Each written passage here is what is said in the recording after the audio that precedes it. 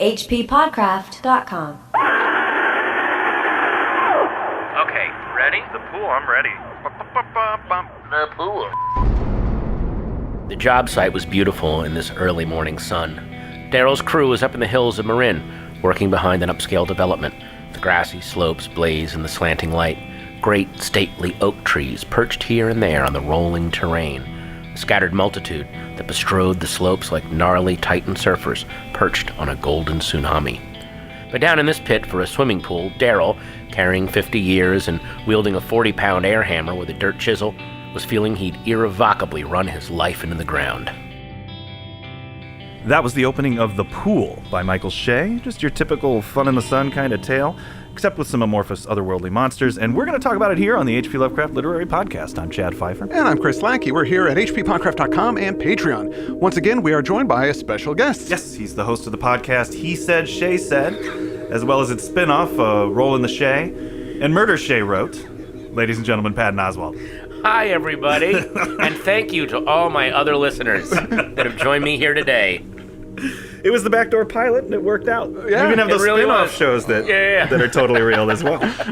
Well, we're continuing our examination of author Michael Shea's Lovecraftian mythos stories using the anthology Copping Squid. We've just been going down the table of contents and have arrived at this story, The Pool. But before we jump in, I know that you got to know Michael Shea a bit before he passed away. Is that right? How did you get to meet him, or what was your relationship like? I had been extolling his virtues online. I had optioned his short story, The Extra, to try to turn it into a film. Mm-hmm. And then just over the years, we started, I guess he finally got email near the end.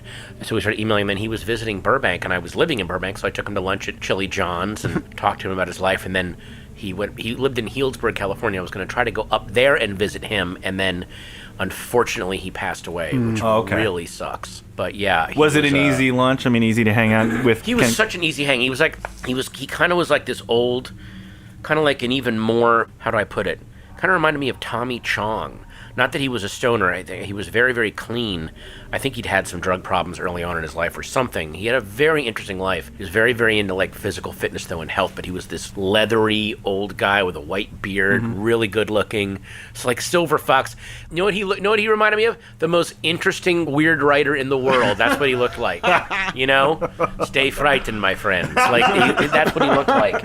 Yeah, he was a good looking dude. Cool. The protagonist in the story, I think, seems kind of like what Michael Shea would seem like from what I've read about him. There are a bunch of his protagonists, especially protagonists that do a lot of physical labor he did a lot of like blue collar stuff. I mean, Uncle Tug is basically, he clearly knows how to saw wood and stack it and stuff like that and build things. So, he really knew that stuff firsthand. Right. And this definitely feels like Shea. Yeah. Niftaline gets in that a lot too, about like as you get older, the best thing you can have is your health. Like really revel in being strong and being healthy. Yeah. I got to take that to heart. Me too. Geez. Oh yeah, I definitely do. I was kind of intrigued going into this story by the use of a swimming pool as a setting or device, as with Shea's jacuzzi work that we've encountered in the past. Having a private swimming pool is kind of a hallmark of wealth or status. But I think maybe this is crazy, but I feel like there's almost an evolutionary drive for people to want to have a pool. It's like I want to be able, whenever I want, to go into my backyard and return to my amphibian origins in a way. Maybe it's just me. I don't know. I think that's just you, man. Well, I don't know. Any feelings about swimming pools? Any memories of swimming pools? It seems like it's something. Everybody's got something in their past. I just remember a friend of mine I was at a friend's swimming pool party. No, it was my friend's swimming pool party, and the host of the party, she was swimming around in the pool, and I was swimming around with her, and her boob popped out. And she didn't see it. Or I don't know how you don't know your boob popped out. And I was like, Maureen, your boob's out. And she goes, oh, sorry. And forever, that's just it wasn't erotic. It was just odd to me. Yeah. I remember being in like pools at night when the light's on. My grandparents in Arizona had a pool, and so we're down swimming at night, and then my brother was in the pool, and he wasn't trying to be weird. He just put his hand in front of the light because he was swimming in front of it, and it looked like this creature blocked out the light for a second, and it really... Stuff underwater when it's dark really, really frightens me. Yeah. Stuff coming out of the darkness. That's good and scary. Yeah. This story was originally published in Weird Tales in 2007, but there are answering machines and fax machines in it. I assume it was written about a decade earlier just from some of the technology. Right, yeah. Oh. But let's dive in. What do you think? Yeah. The story begins with our protagonist, this guy, Daryl, who's a 50-year-old man working a construction job. He is happily divorced, 12 years, and he let his wife have the house and the stuff so that he's kind of has this slimmed-down lifestyle. He lives at a cheap residence hotel, but he likes his easy and simple life. That comes up a lot in Shea stories, too, is people that have, like, how much can I strip away of all of the trappings and hassles of modern life and live super, super stark and slimmed down. And here it says he lives a no-maintenance life. And also there's something about, he enjoys the manual labor, the digging in the earth, uncovering the compacted secrets the earth conceals. Even though it's a repetitive job, there's something about it that is simple and that he enjoys. I think it's a great place to start a character. Yeah. He's trying to save up to buy a house and retire, but that means doing construction jobs for another 10 years. And manual labor gets a lot harder the older you get. Yeah. I was really impressed by that first paragraph we heard, just the verb usage when it says he is carrying the 50 years rather than just that he's 50 years old. Well, not only that, but look at the descriptions of the surrounding flora, the trees bestriding the hills like surfers. It's free and moving, and then he is in a hole, like he's already in his grave in a weird way. Yeah. Like he's good point. now heading, and it's such an abrupt cut where he ends. The first paragraph is so poetic and gorgeous. Titan surfers perched on a golden tsunami, and then suddenly that goes, but down in this pit for a swimming pool. It's not poetic. He's on the job. It's very, very technical. I got a 40-pound air hammer with a dirt chisel. It's all business. He is not part of the blazing youth of the summer anymore. No. Yeah, wow. Which was such a great transition. Yeah. I felt that affected me because I just was at the doctor recently and they did my height and I'm a little shorter than I was the last time they did it. Yeah, gravity gets to have its way with you. You really are carrying The longer those, on the those plane. Yeah, years. exactly. It's Oh, pushing man. you down. So he and his crew are working up in Marin. That's where Skywalker Ranch is, right? Yes, and it's also where all of the rich people in San Francisco go to live. You go to San Francisco, you make your tech money, and then you move up to Marin, and it's I think it's where the term limousine liberal came from. Oh, really? I think it came from, or at least that type of hippie. Yeah. The hippie that made $1 billion doing organic juices and now is being driven around. So this crew, they're on a super hard schedule trying to get this job done. It's a typical situation in which the boss has promised more than the crew can probably deliver because he's not the one that really has to do the work, so he just cracks the whip and expects them to make miracles happen. This boss is called Mike Love, and he is standing with a client, this Miss Robideau, and he's chatting her up. He's being very charismatic, very charming, and kind of overseeing these guys in the hole working to install her new pool. The name was ringing a bell for me, and then I realized that Mike Love he's a founding member of the Beach Boys. Yeah, I mean, the only significance I can think of that is that Mike Love is notoriously a douchebag and is not a good person and really just kind of is living off a legacy that maybe he doesn't really deserve. So here's a guy making other guys do the work and he's making the money. So Okay. That's funny Yeah. because when I looked him up on his Wikipedia page, one of the very first sentences called him the antagonist of the Beach Boys, as if within the band, he's like the villain. Yeah. But they can't get rid of him. I think he still performs. So. Oh yeah, exactly. Because he's again original some guy. kind of like bought his. Who knows? I just know that he's not a good guy.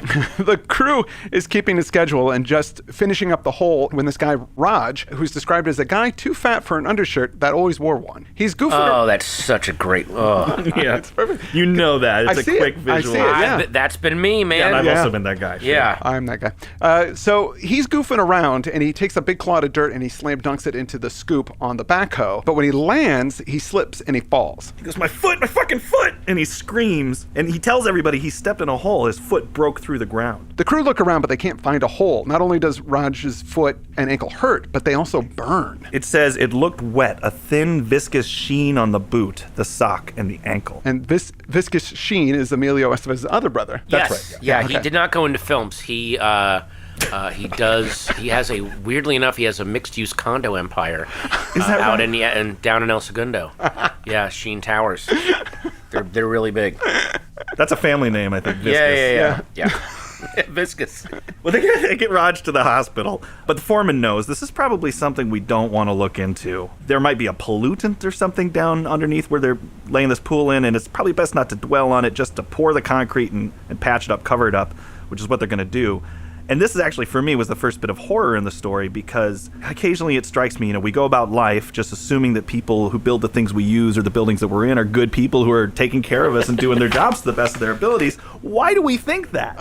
Yeah, this really taps into everyone's latent fear of contractors and subcontractors. And that is a big 21st century abiding terror. Mrs. Robideau comes out and she asks Mike Love if the pool will be done by the time she gets back from Nice next week, and Mike assures her that it will be. And then this really strange thing happens. Mike Love says, oh, boy, I'm having problems with these suppliers and things. I've got this fax from one of them, and, you should just read the crazy stuff that they write here. Why don't you read this for me? And so he gives it to her, and she reads it out loud, and it's Yog Sothory. It's the Ia Fia Thiagan Thulu Ia Shagor. So it's spelled out kind of phonetically instead of as we would normally see. Right. Because you hear her read it out loud. Right. And she says, oh, his fax must have gone bonkers. So Mike Love is handing her this to read it, obviously intentionally. So is Mike Love a cultist? I don't know. These are not good vibrations. I'm just saying they're definitely not good vibrations. Well, again, we have this idea of getting people to do weird chanting against their will. Right. I mean, is there some kind of power, do you think, in tricking somebody else into saying these words rather than just doing it yourself, or it keeps you out of danger in some way? Oh, maybe, yeah, that, because that's what our guy did in the last story. Yeah. Huh. Maybe I never thought of that. Maybe it's like the fact that you need to do these words to invoke them, and you're going to get their attention, but you don't want that attention necessarily focused on you. Yeah. Wow. You want it on somebody else because they might eat them, or they probably will. The result of this story follows yeah. along with what you're thinking there. Wow. Well, so after Daryl leaves the dig site, we learn that he's staying at the Hyperion Hotel in the Mission District, where he gets free room and board for working the cage, basically buzzing residents in and out. He can do this until around 3 a.m. when folks are coming home from the bars. He gets a little shut-eye, and then he wakes up again to buzz in folks who are coming back from the night shift in the early morning. Before he has to go back to his day job. But before he starts his work, he goes in, takes a shower in one of the shared bathrooms, and while he's in there, he thinks he hears somebody whispering behind him, just over his shoulder. 2 words he can't make out. And when he gets out of the shower, as he's getting dressed, he sees in the window something like half a face, like a giant's face in the window, whispering 2 syllables to him, and then it just disappears. It's a pretty creepy scene, and I was thinking, you ever have a hallucination like that? Because that's what he assumes it is, just a hallucination, because he's overtired. Yeah, I mean, I've been overworked and like woken up in a hotel room when I'm on the road, and I know, where the hell am I?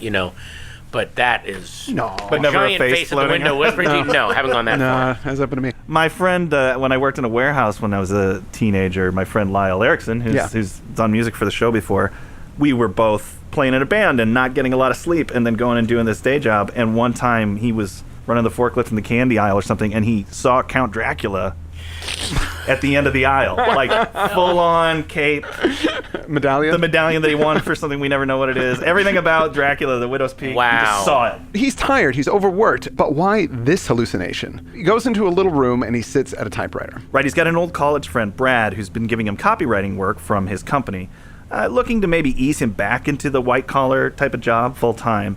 Because Daryl used to be a copywriter. He takes Daryl's typewritten sheets and scans them into the computer for him. So Daryl's kind of a Luddite. He prefers to do the copy editing on the typewriter. So this is another job he has. In the time between his day job and the night job that he does for the hotel, he's doing this copywriting. He's filled every moment of his life with work. This felt to me like a very, very modern. This is a thing that's going on right now. It's what everyone's doing. They're filling every free minute of their time. Your car is a taxi, your house is a hotel. How can you keep making money? Because there's no safety net anymore. But this is, I think, Shea's modern equivalent of the Lovecraftian protagonists who have kind of removed themselves from society. Like this guy isn't really out interacting in bars, dating. He's just working. Yeah. And there's nothing else in his life, and that's how he likes it. Makes you wonder how happily divorced he is. Oh, yeah. You know what I mean? So there is something kind of sad about this guy. There's a desperation in his stripped downness. Well, again, this part made me think of Shea. Like the fact that he has this blue-collar job, but he's also writing. And, Right, yeah. It really feels like this a version of him. Yeah. Well, right now, the job he's working on a manual for an answering machine called the Messenger 2020. Just reading that kind of made me miss answering machines, just because it was at home, so you'd go home and check it. You didn't carry it around with you, so. Right. You miss it. I miss it a little bit, yeah. But also people can get a hold of you at any time, and that is a drag. And then maybe there's something in the thing that this is called the Messenger 2020. Like, is there something Cthulhu Julian in that, or who knows? Might be right. Yeah. Well, he kind of dissolves into his copywriting work for a while, but then he has another hallucinatory vision. Hanging outside the window, a pale face, a face entire and man-sized, hanging within a 60-foot pit of empty darkness, gazing in at him. There was that lantern jaw, a mouth slightly agape, and black eyes wide, aghast. This face mouths those syllables again and disappears. And he doesn't exactly question his own sanity, but he thinks maybe something is bubbling up from his memory, trying to tell him something. In a way, he actually feels kind of excited about these hallucinations, strangely. So we jump ahead to 2:45 a.m. when most of the people have come in for the night. So normally he gets some sleep for about 4 hours, but tonight he's freaked out. He's concerned about that hallucination, obviously. Fear cruised his thoughts like sharks. Fear for his aging body. Fear for his perhaps too isolated mind. It dawned on him that we were sunk in our minds after all, and a vision seized us, really took hold of us. How were we to save ourselves? That is the nub of the Lovecraftian cosmic terror right there. Yeah. This is really well written. If our thoughts start eating us alive, we're doomed. Yeah. He gets some sleep, and then he wakes and reviews his copywriting while he's buzzing the night shift tenants in. He catches something in his pages that he doesn't remember typing. It says, The Messenger 2020, get one, also features a get one. Yeah, get one. He finds it a few more times in the manuscript. Get one, get one, get one. It reminded me of Kevin Nealon's old bit that he used to do with Mr. Subliminal. Yeah. When he would slip in, he'd say, hey, nice to meet you, Hot Sex. I'd like to... Right. Later, Hot Sex, we can talk. He's quickly able to fix the mistakes. His buddy Brad comes in, picking up the writing, and he asks Brad, can I have one of those answering machines? Although Brad knows nobody calls him, as you guys said, he's kind of hiding from life, and urges him, break out, stop being an isolated hermit, come work at this company instead of doing this. Later that day, Daryl is working in the pool again, digging ditches, laying pipes. He's still freaked out by the visions, but working helps it feel more distant. When he does think of that face he's seen, he kind of recollects that it's a writer, maybe? Something from the weird stuff he read in college? A face on a battered old paperback, perhaps? Judy Blume? Yes, it's Judy Blume. Brad comes over that night and installs the machine. Shouldn't Daryl know how to do this since he wrote the manual? Oh. Yeah, you're right. He should know this. He's willfully not moving into the present, I think. He wants to stay in a kind of frozen moment in time. All right. Maybe from 12 years ago. Brad and Daryl, they go to the Silver Dragon and have some coffee. Daryl tells him he's pretty much ready to take that copy editing job, but he's hesitant because it's a big life change. And he starts thinking about this vision again and how it seems to be some kind of calling or a prophecy, like he's supposed to do or see something. He goes home, and fortunately, there's no message on the machine. It's unclear what sort of message he's expecting, but that Saturday, Daryl's about to go out, and his manager at the hotel asks him to take a couple of boxes of old paperwork down to the office. And this is a joke between them. The office is the old dusty room off the main entrance where they keep the personal effects left behind by tenants who have departed one way or another from the hotel. So he goes into this room with the boxes, and it's dusty and creepy in there. He gets the danger sense going all of a sudden. Something is up. There's something off. So he puts the box down on the table, and then he hears a soft crash somewhere else in the storage area. So he checks it out, and it's just somebody's old box. There's some clothes, a toothbrush, odds and ends, but then there's a copy of At the Mountains of Madness, and he turns it over, and there's a picture of Lovecraft on the book, and it reminds him of the face that he saw in the window. So he just sits down, and he reads the book there. So this kind of took me back a bit. So the face that he's been seeing is Lovecraft's face? Maybe Lovecraft is communicating with him because of all the people. This guy is living the life that Lovecraft most understands and would be comfortable with. So he's thinking, oh, this is clearly a mature and intelligent human being that I can communicate with. I don't know. It's a little weird. I was wondering, is Lovecraft's ghost floating around in, It could be. like the Wizard of Oz or something, by this window, or is it his own memory? He knows that there's something he needs to do. Oh, Daryl's memory. Whatever it is calling to him. He's like, I read this before somewhere, because he found this story in particular at the Mountains of Madness, Right. and so whatever it is that's occurring to him is related to that. And Lovecraft and Shea's fiction in this book is sort of a prophet of these things. So maybe it's his own hallucination just to deal with what's Right. going on. But after reading it, he feels even more that he's been singled out for some type of revelation. So he goes to the skyscraper bar with some of his work buddies, and they tell him that Roger, that's the guy that got his foot hurt, it looks like he actually got second-degree burns on his foot from going into a hole. And Mike Love offered him $15,000 to say that he got hurt off the job. And of course, Roger jumped at the offer. Yeah, you can't refuse an offer like that. And then for whatever reason, Mike Love really wants that pool to get done. So on the way home, Daryl thinks that it's weird that Mike Love would give two shits about subcontractors, but then he remembers what he had Amy read by the pool, Shawga Thule. Yeah, and in Mountains of Madness, they talk about the Shoggoths, and one shows up at the end of that story. Yeah. So he's making that correlation. And when he gets home, again, no messages on the new answering machine. So he spends the next 5 days with the crew finishing up the pool. They lay the concrete, and they're getting it ready for all the tiling and the kind of the decoration stuff. Still no messages over the week, but he's patient. He knows the impossible will come to call. The impossible had chosen him for something, and what an odd, dark happiness that gave him.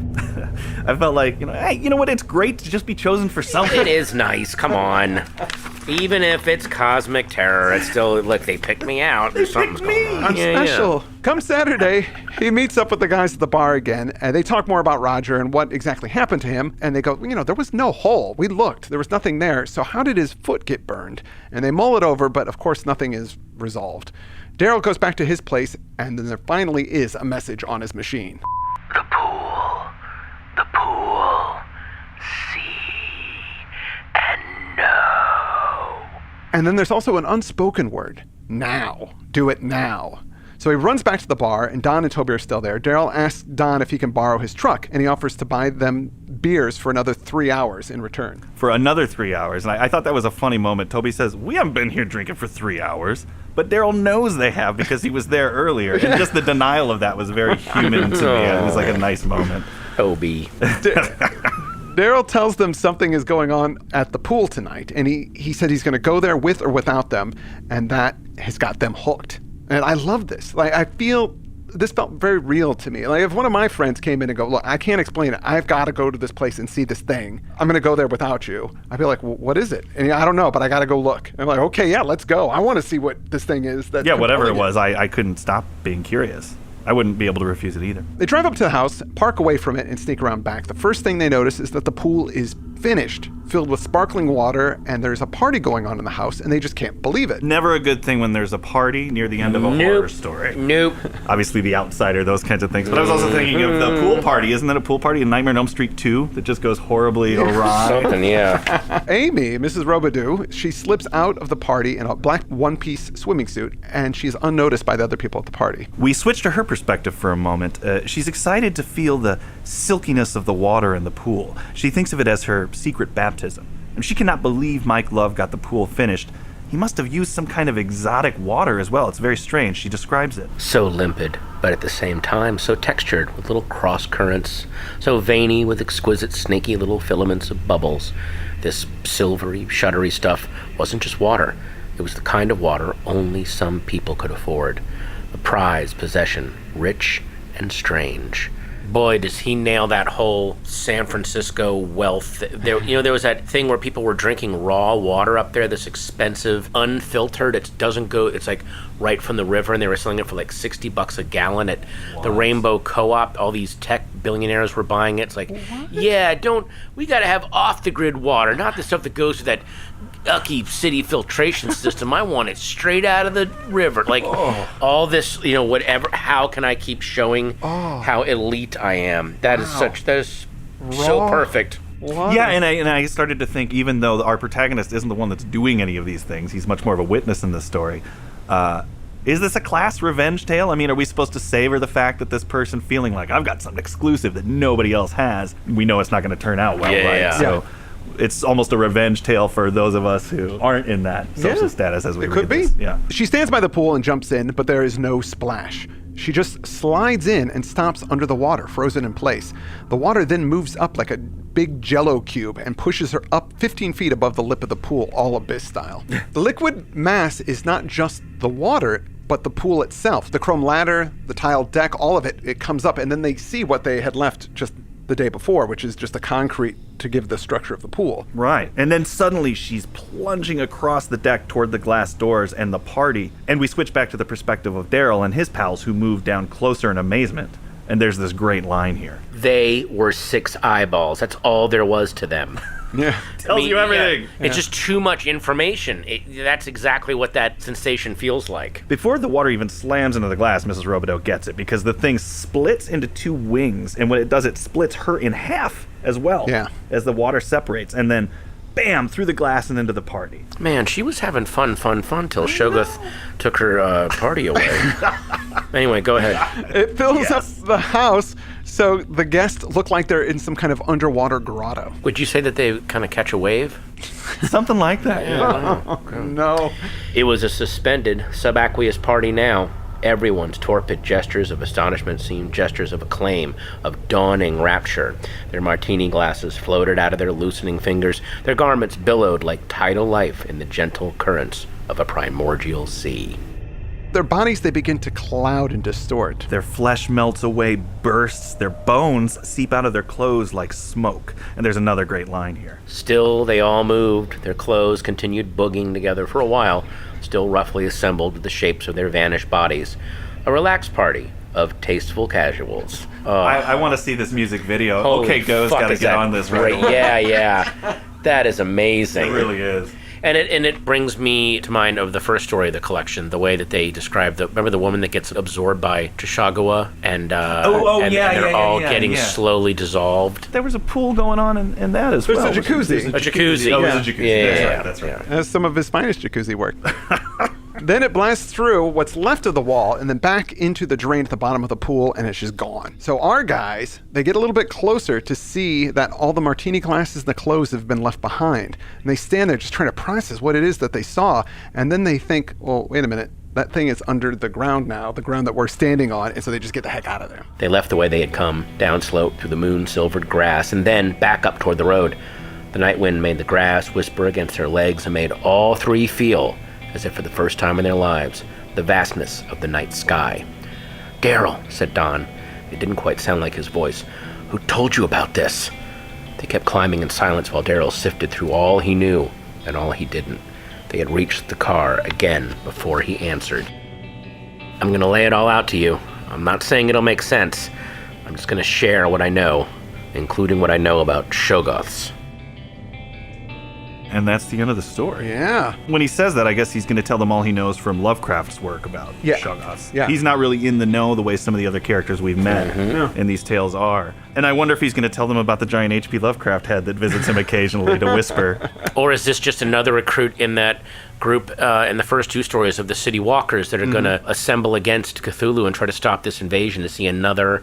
was there a planned sequel cycle of stories to this book that Shea never got around to, where they were all gonna, the blue-collar workmen, and maybe the guy in the porn revenge story would be the high priest of the bad guys. They would have to do battle against him. Like, it seems like he's assembling both sides, almost the way that Stephen King did in The Stand. Oh, Yeah, absolutely. Yeah, it seems like man. they're setting that up, but that obviously never really came No, to it did I fruition. would like to see that.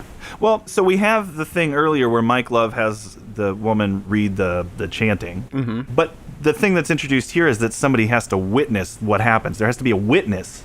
He's compelled to go look at it. Something otherworldly is forcing him to go do that. And I don't know if that's part of Mike Love's plan or was it part of... But then again, isn't Lovecraft telling him to go? We don't know what Lovecraft we don't is know. saying. Oh, yeah, that's right. We don't know what he was saying. Maybe he was trying to stop it. I don't know, but he gets Oh, the HP, message on help his- us. Help us, HP. You're our only hope. The message does say to go and witness, and that's a common theme in these stories. In Comping Squid, we had that as well. Yeah. And the other stories where it was Oh, that's right. for people to see. They needed to see these things, and I think that was in the last story as well, too. Yeah. But why is that important? What do the gods, or is it maybe humanity needs to witness it so that they can combat the gods? What's so Or do important these about it? gods, or do the gods think that by witnessing it, the word will be spread and humanity will just completely surrender and they will have dominion over all through the sheer terror of what they are?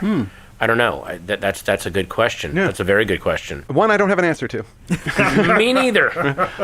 No, but we will explore it more in the next story that we're going to do. I know, I'm looking at these beautiful boxes right now. They're called the Ghost Box. The Ghost Box. Tell me about these. These Patton. are two anthologies that I've edited for a Canadian company called Hingston and Olsen, and they do an amazing thing every December called the Short Story Advent Calendar, 25 collected short stories by authors that you know and don't know, that you can discover a story for every day that you open. So I love these things so much that I contacted them, and then we started doing this thing.